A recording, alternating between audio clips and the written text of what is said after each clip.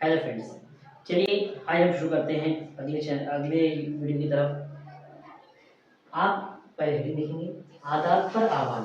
अभी तक हमने देख लिया कि आदात कितने अक़साम के होते हैं और किस तरीके से होते हैं। अब हम देखने वाले हैं कि आदात पर हम कौन कौन से और कितने तरह के अमल करते हैं। जैसे कि आप जानते हैं, हमारे इल्म राज़ी में बुनियादी अमाल की अगर बात करें तो सिर्फ और सिर्फ 4 अमल बुनियादी हैं: जमा, तफरीक, ज़रब और तक़सीम।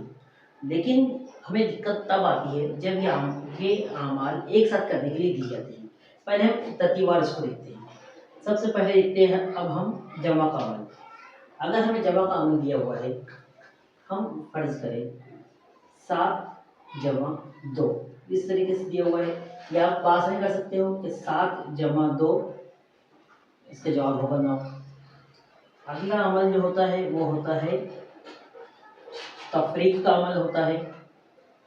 तफरीक का अमल इस तरीके से होता है, अगर यहाँ दिया हुआ है 15 तफरीक 7, तो 15 में से अगर हम 7 माइनस करें यानी तफरीक करें तो जवाब आएगा हमारा 8। उसके बाद अगला जो अमल आता है वो आता है ज़रब का। जो ज़रब का अमल होता है उसमें हम पढ़ते हैं पहाड़ा। अगर यहाँ पर दिया हुआ है 7 ज़रब 3, तो हम 7 का पहाड़ा 3 तक पढ़े या 3 का पहाड़ा 7 तक पढ़े, जवाब हमारा सेम ही आएगा। तो 7 का 7, 7 दूनी 14, 7 ये 21 हमारा जवाब आएगा। और अगर हमें दिए जाए चौथा अमल जो है हमारे यहाँ पर तक़सीम का अमल होता है। तक़सीम का अमल से मुराद काटना, उसको डिवाइड करना। अब जो तक़सीम का अमल होता है, अगर यहाँ दिया हुआ है 12, तक़सीम के अलामत का इस्तेमाल होगा और लिखा हुआ है 2, तो अगर हम 2 का पहाड़ा 12 तक पढ़े तो 2 छक्के 12, मतलब 2 का पहाड़ा 6 तक पढ़ते हैं तो 12 आता है, तो इसका जवाब आएगा 6। ये तरीके से होकर के 2 1 का 2, 2 छक्के 12, तो हमारा जवाब आया 6। ये आप आसानी से देख सकते हो, समझ सकते हो। अब ये हुए बुनियादी अमाल, जिनके बारे में आप बखूबी जानते हो। लेकिन हमें दिक्कत तब आती है जब हमें जमा और तफरीक या तो अमाल एक साथ दे दिए जाए।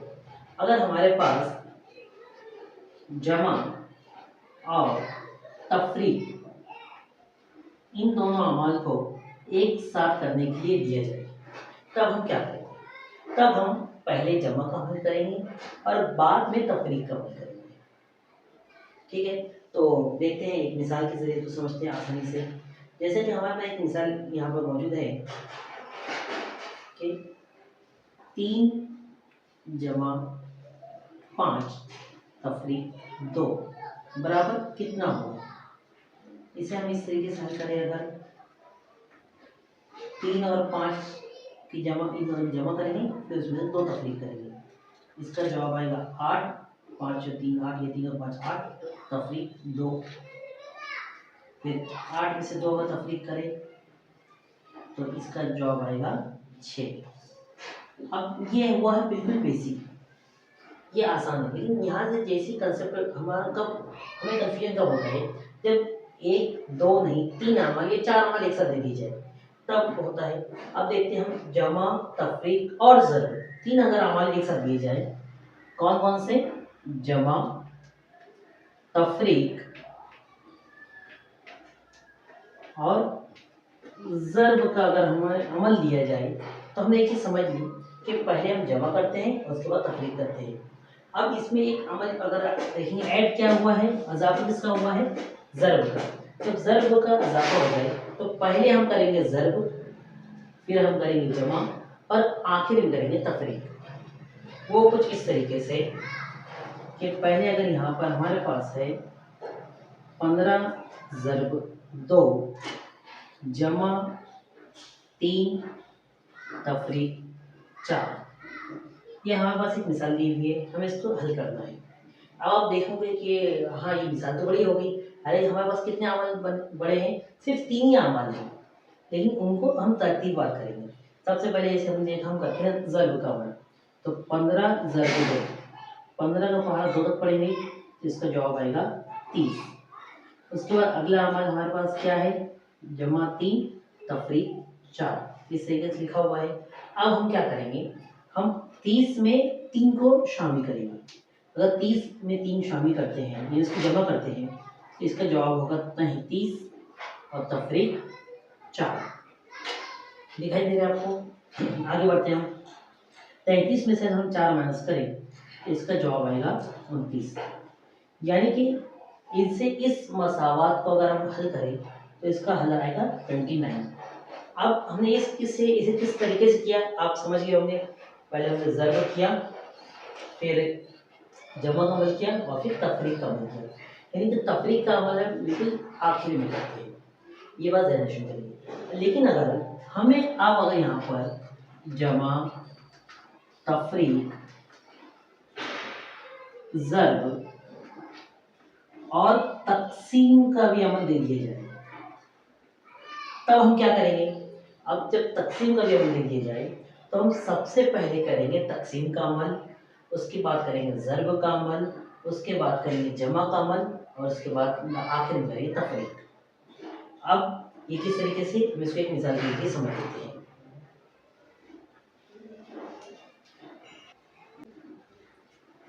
हाँ चलिए फ्रेंड्स, हम देखते हैं इस मिसाल को। अब इस मिसाल में जमा, तफरीक, ज़र्ब और तकसीम 4 अमल आपको दिख रहे होंगे।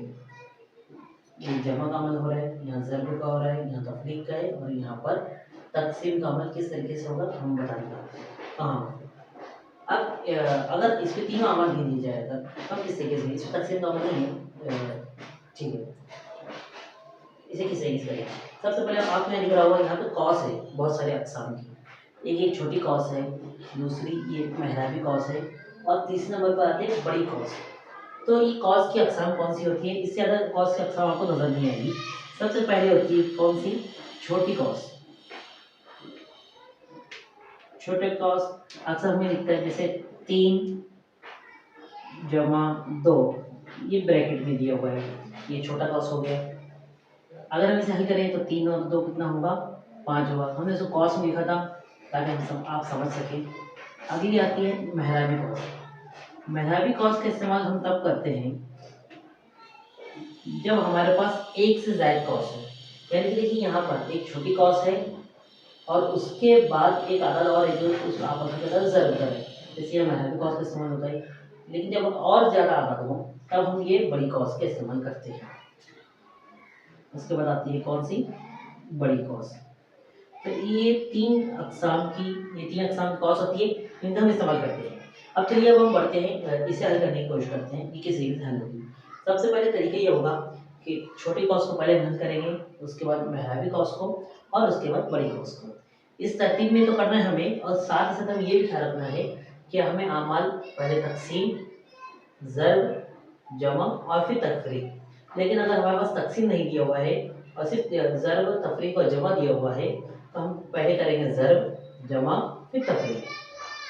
और अगर सिर्फ जमा और तफरीक है तो हम पहले जमा करेंगे फिर तफरीक करेंगे।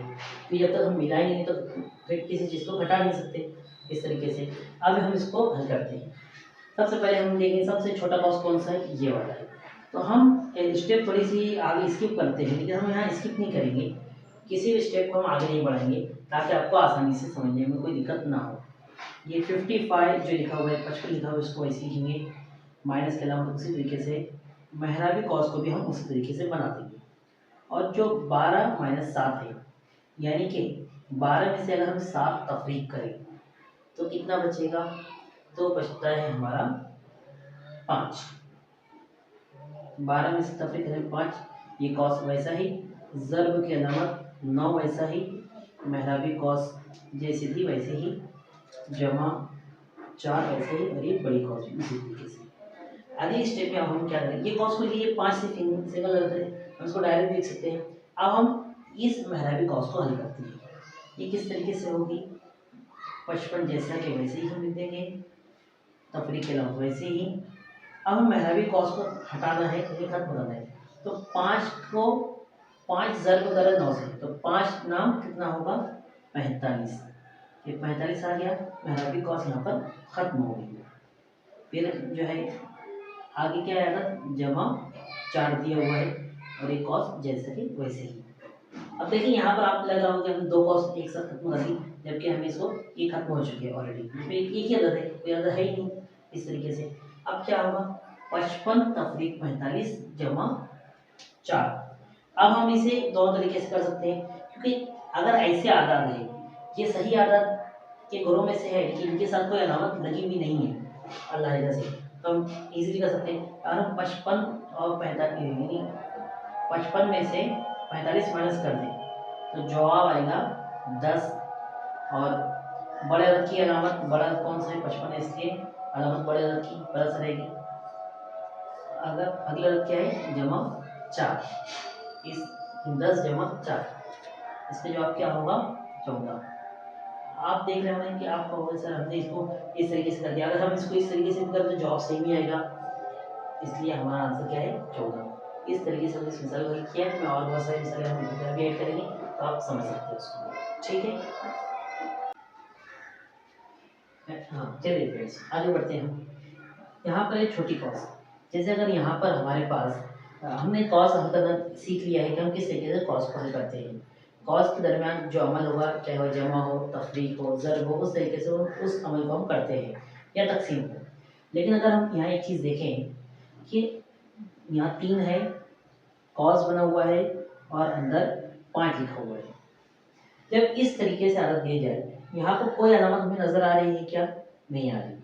यहाँ पर कोई अलामत हमें नज़र नहीं आ रही है, लेकिन यहाँ पर अमल जो अलामत छुपी हुई है वो है ज़र्ब की। यहाँ पर होगा ज़र्ब का अमल, यानी कि हम 3 को ज़र्ब देंगे 5 से, तो 3 और 5 होगा 15। इस तरीके से ये जो इसका जवाब आएगा। लेकिन ये छोटी कॉस हो या बड़ी कॉस हो, लेकिन हमने भी क्या किया, सिंपल इसको क्या कर दिया, ज़र्ब कर दिया। अगर यहाँ कोई अलामत नहीं है तो ज़र्ब होगा। ये हमेशा की आप याद रख लीजिए, कॉस के बाहर अगर कोई अदद है और कॉस के अंदर कोई अदद है और या दरमियान में कोई अलामत नहीं है तो अमल होगा ज़र्ब का।